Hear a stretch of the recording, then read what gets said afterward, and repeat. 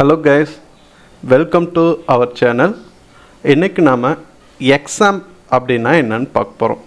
Xampp அப்படிங்கிறது ஒரு cross platform web server. இது பரவலா பயன்படுத்தப்பட்டுட்டு இருக்கு. இந்த Xampp வந்து developers and creators web design பண்றதுக்கும் வெப் டிசைன் பண்ணதை டெஸ்ட் பண்றதுக்கும் லோக்கல் சர்வரா இது பயன்படுத்தப்படுது. இது அப்பாச்சி ஃப்ரெண்ட்ஸால் உருவாக்கப்பட்டது.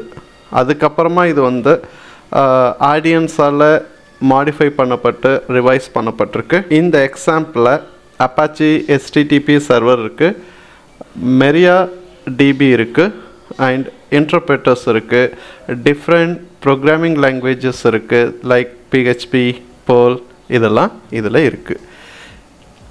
அண்ட் தென் Xampp அப்படிங்கிறதோட அப்ரிவேஷன் என்ன அப்படின்னு பார்த்தீங்கன்னா, எக்ஸ்னா கிராஸ் பிளாட்ஃபார்ம், ஏன்னா அப்பாச்சி, எம்னா MySQL, பினா PHP அண்ட் அனதர் ஒன் பிக்கு Perlன்னு எக்ஸ்பென்ஷன் இருக்குது.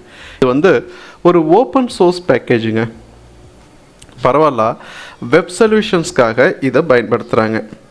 And then இந்த அப்பாச்சி ஓப்பன் சோர்ஸ் சர்வரில் Apache, MySQL, FileZilla, Mercury, Tomcat போன்ற சர்வர்ஸ் வந்து இருக்குது. மரியா டிபி, PHP, Perl ப்ரோக்ராமை உருவாக்கி இதை நம்ம ரன் பண்ணி பார்த்துக்கலாம்.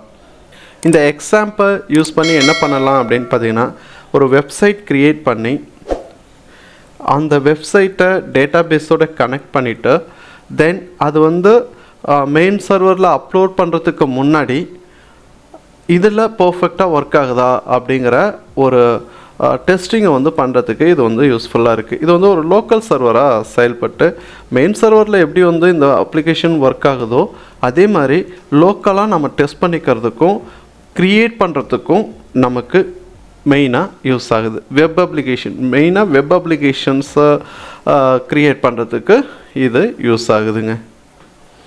மெயின் சர்வரில் ரிலீஸ் பண்ணுறதுக்கு முன்னாடி லேப்டாப் ஆர் கம்ப்யூட்டர்ஸை கிளைண்ட் வழியாக அது வந்து எப்படி ஒர்க் ஆகுது அப்படிங்கிறத டெஸ்ட் பண்ணுறதுக்கு யூஸ் ஆகுது. Is a platform. இது வந்து என்ன செய்யுது அப்படின்னு பார்த்தீங்கன்னா, ஒரு ப்ராஜெக்டை உருவாக்கி அந்த ப்ராஜெக்ட் சக்ஸஸ்ஃபுல்லாக ஒர்க் ஆகுதா அப்படிங்கிறத பார்க்கறதுக்காக இதை நம்ம பயன்படுத்துகிறோம். அது மட்டும் இல்லை, இதில் நம்ம ஒரு நல்ல ஒரு வெப்சைட்டை இது மூலமாக நம்ம க்ரியேட் பண்ண முடியும். ஓகேங்களா? தென் நிறைய டெக்னாலஜிஸ் வந்து இதில் இருக்குது. ப்ரோக்ராமிங் லாங்குவேஜ், Perl மாதிரியான ப்ரோக்ராமிங் லாங்குவேஜ் இருக்குது. அதை யூஸ் பண்ணி நம்ம வெப் டெவலப்மெண்ட் யூஸ் பண்ணலாம். PHP வந்து ஒரு பேக் எண்ட் ஸ்கிரிப்டிங் லாங்குவேஜாக நம்ம பயன்படுத்தலாம். டேட்டா பேஸ், மரியா டிபி அப்படிங்கிறது பெரிய அளவில் பயன்படுத்தக்கூடிய டேட்டா பேஸை வந்து க்ரியேட் பண்ணியிருக்காங்க. இதை உருவாக்குனது யார் அப்படின்னு பார்த்தீங்கன்னா MySQL. இப்படி தான் Xampp வந்து நம்ம பயன்படுத்திகிட்டு இருக்கோம். இன்னும் இப்போ நமக்கு இந்த டாப்பிக்கில் நம்ம தெரிஞ்சுக்கிட்டது என்ன அப்படின்னு பார்த்தீங்கன்னா, Xampப்னா என்ன, Xamppோட எக்ஸ்பென்ஷன் என்ன, அது எதுக்கு யூஸ் ஆகுது அப்படிங்கிறத நம்ம தெரிஞ்சுக்கிட்டோம். ஸோ இனி வரக்கூடிய கிளாஸஸில் நம்ம வந்து Xamppை யூஸ் பண்ணி எப்படி வந்து வெப் டிசைன்ஸ் பண்ணலாம், எப்படி வந்து DBMS SQL கொரீஸை வந்து நம்ம எப்படி பண்ணலாம். மெயினாக நம்ம வந்து SQL கொரீஸை ஃபஸ்ட்டு பார்ப்போம், அப்புறமா வந்து பார்த்திங்கன்னா நாம் டிசைன்ஸ் எல்லாம் பார்ப்போம். ஓகே, தொடர்ந்து நம்ம சேனலில் சப்ஸ்கிரைப் பண்ணிவிட்டு லைக் பண்ணிவிட்டு வெயிட் பண்ணுங்கள். நிறைய டாபிக் எஜுகேஷன் ரிலேட்டடாக நாம் க்ரியேட் பண்ணியிருக்கோம். நீங்கள் தொடர்ந்து எனக்கு கொடுக்குற ஆதரவுக்கு ரொம்ப நன்றி. மறுபடியும் இன்னொரு நல்ல ஒரு கிளாஸில் நம்ம அகைன் மீட் பண்ணுவோம். Thank you very much. This is Suresh. Bye.